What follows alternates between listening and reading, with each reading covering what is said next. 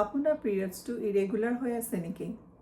যেনে ধৰক সময়তকৈ আগত হৈছে বা সময়তকৈ বহুত দিন পিছুৱাই গৈছে। ব্লিডিং কেতিয়াবা বেছি হয়, কেতিয়াবা কম হয়।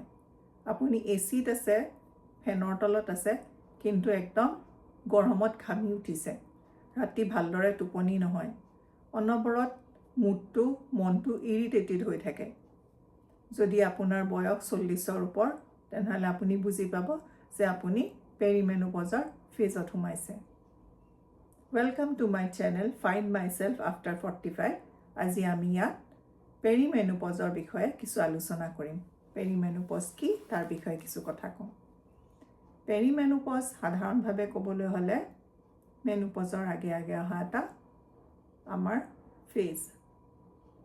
পেৰিমেনোপজত তাৰমানে আমি কিছু পৰিমাণে মেনোপজৰ আভাস পাওঁ। মেনোপজত আমাৰ পিৰিয়ড সম্পূৰ্ণৰূপে বন্ধ হৈ যায় আৰু পেৰিমেনোপজত তাৰ আগে আগে কিছু পিৰিয়ডছত ডিষ্টাৰবেন্স বা ইৰেগুলাৰিটি আমি দেখা পাওঁ। পেৰিমেনোপজৰ সময়ত কি হয়, আমাৰ ওভাৰিটোৱে এষ্ট্ৰজেন আৰু প্ৰজেষ্টৰেন বুলি দুটা আমাৰ হৰমন থাকে, যি দুটা আমাৰ ৰিপ্ৰডাক্টিভ হৰমন। এই দুটাৰ উৎপাদন বা তাক প্ৰডাকশ্যন কৰাটো অলপ কমাই দিয়ে, যাৰ কাৰণে আমাৰ শৰীৰত বিভিন্ন ধৰণৰ পৰিৱৰ্তনে দেখা দিয়ে। এই পৰিৱৰ্তনবিলাকে কিছু পৰিমাণে আমাৰ মানসিক স্বাস্থ্যটো আঘাত কৰে। এই পিৰিয়ডটো কিছু ক্ৰাইচিছ থকা বা অলপ আপোনাক সমস্যা দি যোৱা ধৰণৰ পিৰিয়ড হ'ব পাৰে। এই পিৰিয়ডটো কিন্তু 40 বছৰত সোমাইছে যে আপুনি লগে লগে আপুনি পেৰিমেনোপজত সোমাইছে সেনেধৰণৰ নহয়। ইয়াৰ কোনো নিৰ্দিষ্ট সময় নাথাকে।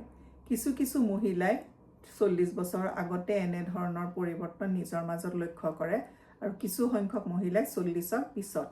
মই নিজেই যেতিয়া মোৰ 43 ইয়াৰ্ছ হৈছে, এনেধৰণৰ যেনে মোৰ পিৰিয়ডছটো হৈ আছে, মাহিলী সময়মতে হয়, কিন্তু মোৰ ব্লিডিং কম হয়, তাৰ উপৰি মুড চুইং, ৰাতি টোপনি নহা, হঠাৎ গৰম উঠি অহা, এনেধৰণৰ পৰিৱৰ্তনবিলাক মই নিজৰ মাজত দেখিবলৈ পাইছোঁ।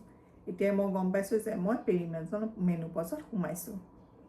এই পেৰিমেনোপজৰ পিৰিয়ডটো কিছুমান মহিলাৰ কাৰণে 10 বছৰ পৰ্যন্ত থাকে। কিছুমানৰ আকৌ সোনকালে ধৰক পেৰিমেনোপজৰ পৰা মেনোপজত আহি যায়। এতিয়া কথাটো হৈছে, পেৰিমেনোপজ আপোনাৰ ধৰক মেনোপজলৈ পেৰিমেনোপজৰ যাত্ৰাটোত